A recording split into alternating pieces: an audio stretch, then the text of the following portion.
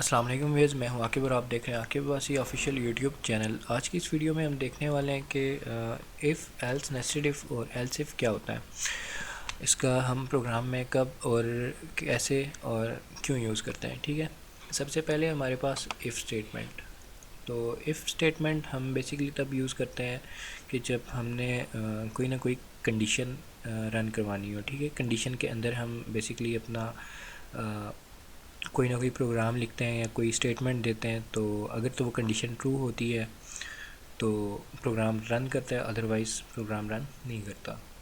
ठीक है, अभी लेट्स सपोज हमें यहाँ पे आज एक चीज़ मैं यहाँ पे बता दूँ, ये दोबारा से मैं ऑनलाइन कंपाइलर यूज़ कर रहा हूँ। ठीक है, क्योंकि कुछ लड़कों के पास मसला आ रहा था, वो बता रहे थे कि हमारे पास मोबाइल फ़ोन है और हमें मतलब इशू आता है कि हम प्रैक्टिस नहीं कर पाते। तो ये आपने गूगल अपने मोबाइल से ना गूगल क्रोम का जो ब्राउज़र होता है वो ओपन करना है और सिंपली लिखना है ऑनलाइन जावा कंपाइलर। तो आपके सामने ये वेबसाइट खुल जाएगी। तो आप चाहें तो कोई और वेबसाइट भी यूज़ कर सकते हैं, बस ऑनलाइन जावा कंपाइलर होना चाहिए। तो पहले 2-3 रिज़ल्ट में ये वेबसाइट खुल जाएगी आपके सामने, आप चाहें तो कोई और भी यूज़ कर सकते हैं। तो जब आप कोई भी वेबसाइट ओपन कर लेना तो उसको एक बार जो प्रोग्राम लिखा होता है उसके अंदर उसको एक बार यहाँ से जैसे रन का बटन है तो वहाँ पे आपके हर वेबसाइट के आगे रन का या एग्जीक्यूट का या कंपाइल का कुछ ना कुछ ऑप्शन दिया होगा। मोस्टली रन का ऑप्शन ही होता है, तो आप उसको कर लें और यहाँ पे देख लें कि क्या वो प्रोग्राम ठीक से वर्क कर रहा है। अगर तो वो ठीक से वर्क कर रहा है तो देन आप अपना प्रोग्राम कंटिन्यू करें। अच्छा, अब सबसे पहले हम देख लेते हैं कि इफ़ को लिखने का ना तरीक़ेकार क्या होता है। ठीक है, सबसे पहले हम क्या करते हैं, एक वेरिएबल ले लेते हैं इंट ए इक्वल टू 100। ठीक है, और अब हमने क्या करना है, अब हम अपनी स्टेटमेंट लिखेंगे। ठीक है, इफ़ के अंदर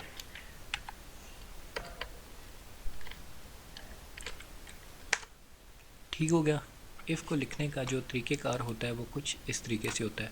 सबसे पहले इफ़ के आगे जो ये 2 ब्रैकेट्स है इसके अंदर हम कोई ना कोई अपनी कंडीशन लिखते हैं यहाँ, और इन 2 ब्रैकेट्स के अंदर हम अपनी स्टेटमेंट लिखते हैं जो हमने रन करवानी होती है। ठीक है, इसको हम कहते हैं कंडीशन ब्लॉक। उसके बाद ये वाला जो ब्लॉक होता है हम इसको कहते हैं देन ब्लॉक। ठीक है, अगर तो कंडीशन ट्रू होगी और देन ब्लॉक एग्जीक्यूट होगा, अगर कंडीशन फॉल्स होगी तो देन ब्लॉक एग्जीक्यूट नहीं होगा। ठीक है, अभी हम इसका एक छोटा सा डेमो कर लेते हैं। If A less than 20। ठीक है, अगर ए लेसन है 20 से तो देन हमारी स्टेटमेंट प्रिंट करवा दो। ठीक है, स्टेटमेंट में यहाँ पे आप कोई भी मैसेज डिस्प्ले करवा सकते हैं, जैसे मैं अपना नाम यहाँ पे डिस्प्ले करवाना चाहता हूँ। और एक चीज़ याद रहे कि इफ़ के आगे जो ये ब्रैकेट्स होती हैं इसके एंड पे सेमी कॉलन नहीं आता, स्टेटमेंट के एंड पे आपके सेमी कॉलन आता है। अगर तो हमारी ये कंडीशन ट्रू होगी तो ये हमारा प्रोग्राम रन करेगा, अदरवाइज़ ये रन नहीं करेगा। यहाँ पे आप देख सकते हैं पहले हमारे पास हेलो वर्ल्ड लिखा आ रहा था। ठीक है, यहाँ पे आउटपुट वाली जगह पे अभी यहाँ पे कुछ भी नहीं लिखा आ रहा है, जिसका मतलब ये है कि हमारा प्रोग्राम ठीक से वर्क कर रहा है। अब ये तो हो गया। एक चीज़ इफ़ के साथ हम नेक्स्ट जो हम पढ़ने वाले थे वो था एल्स। ठीक है, एल्स में क्या होता है कि अगर तो आपकी इफ़ वाली कंडीशन फॉल्स है तो देन क्या होगा, एल्स ब्लॉक एग्जीक्यूट हो जाएगा। एल्स के अंदर हम यहाँ पे एल्स के अंदर एक देन ब्लॉक बना लेते हैं। ठीक है, इस तरीके से, और यहाँ पे एक अपनी स्टेटमेंट लिख देते हैं।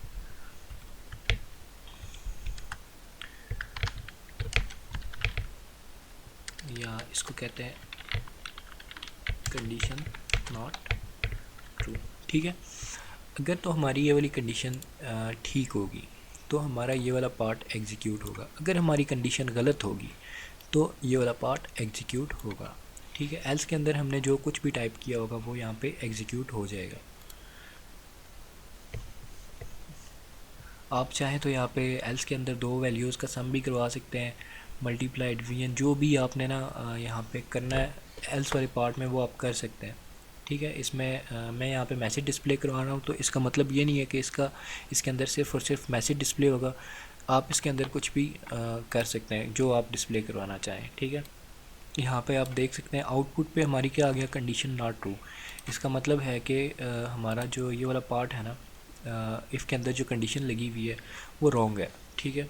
तो हमारा एल्स वाला जो ब्लॉक है वो एग्जीक्यूट हो गया। अब मैं क्या करता हूँ, यहाँ से कंडीशन अपनी ट्रू कर लेता हूँ।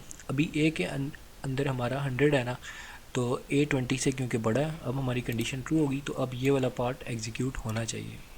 यहाँ पे आप देख सकते हैं, यहाँ पे इसने मेरा नाम डिस्प्ले करवा दिया है। इसका मतलब है हमारा ये वाली कंडीशन ट्रू है, ठीक है। एल्स वाला पार्ट एग्जीक्यूट नहीं हुआ।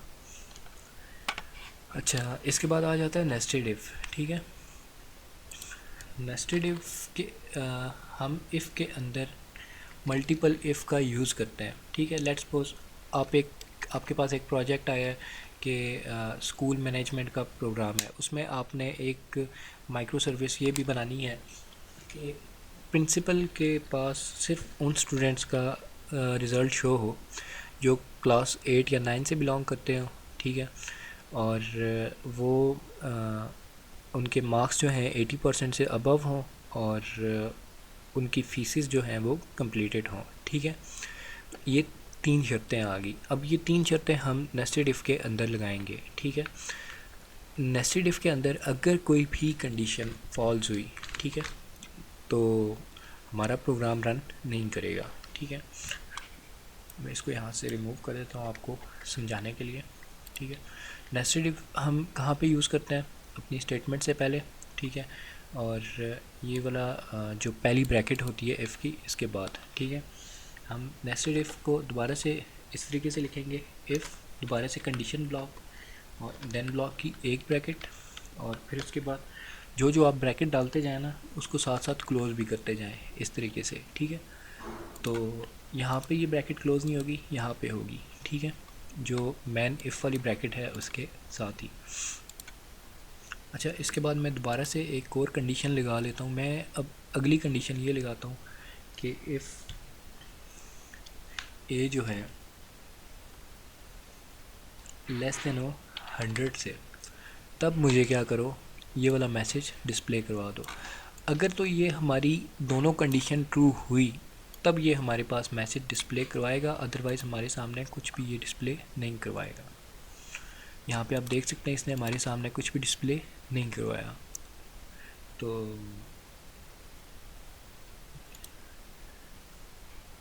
यहाँ पे ठीक है, हमारा प्रोग्राम सही वर्क कर रहा है। और अगर मैं चाहता हूँ कि ए लेस देन 100 से, अब ए तो ए क्योंकि 100 के बराबर है, तो मैं इसको क्या कहता हूँ, ए लेस देन और इक्वल टू 100, ठीक है। छोटा हो या 100 के इक्वल हो, तो तुम क्या करो, हमारा ये मैसेज प्रिंट आउट करवा दो, ठीक है। अभी आप देख सकते हैं इसने हमारा मैसेज जो है वो प्रिंट आउट करवा दिया। अब नेक्स्ट स्टेटमेंट हम क्या लिखते हैं, इसको मज़ीद फ़र्ज़ किया हमारे पास ना एक और हम इसको शर्त लगा देते हैं, ठीक है। शर्त हम क्या लगाते हैं इसके अंदर,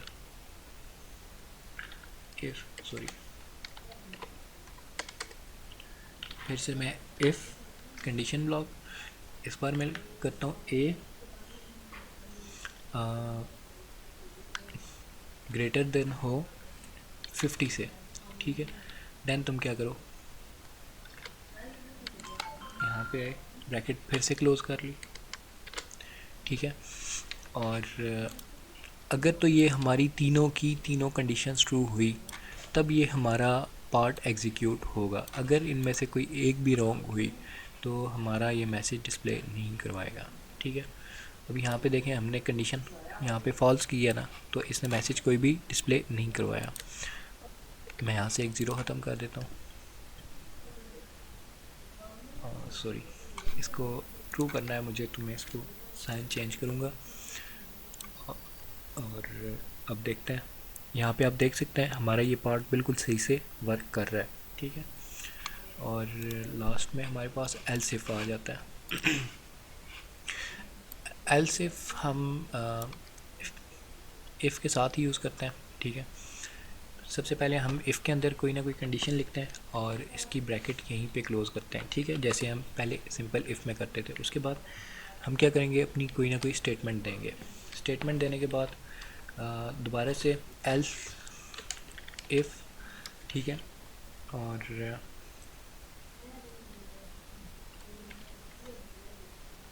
यहाँ पे हमने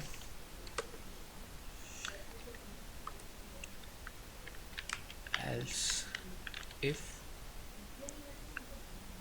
और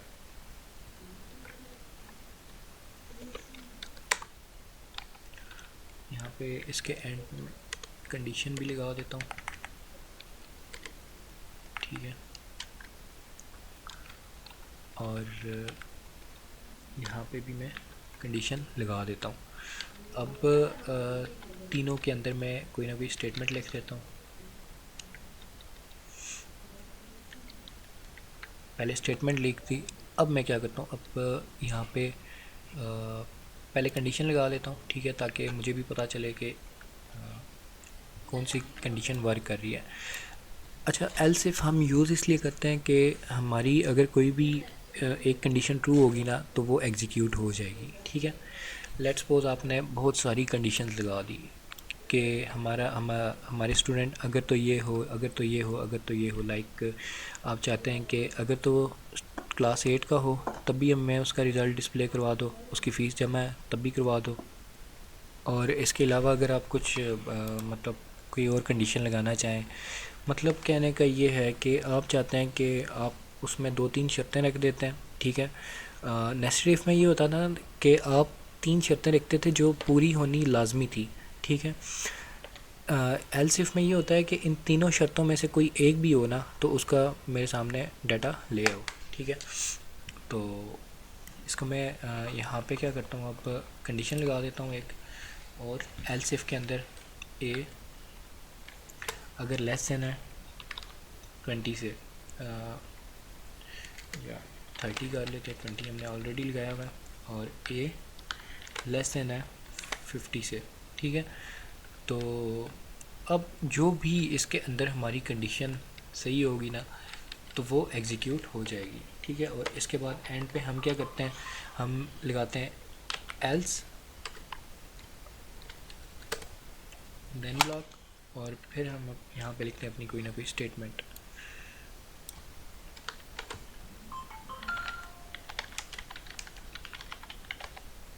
ठीक है।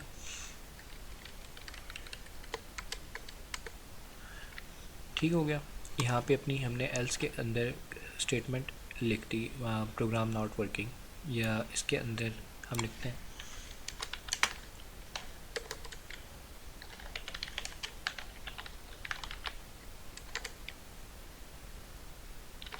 ठीक है, नो स्टूडेंट अवेलेबल, ठीक है।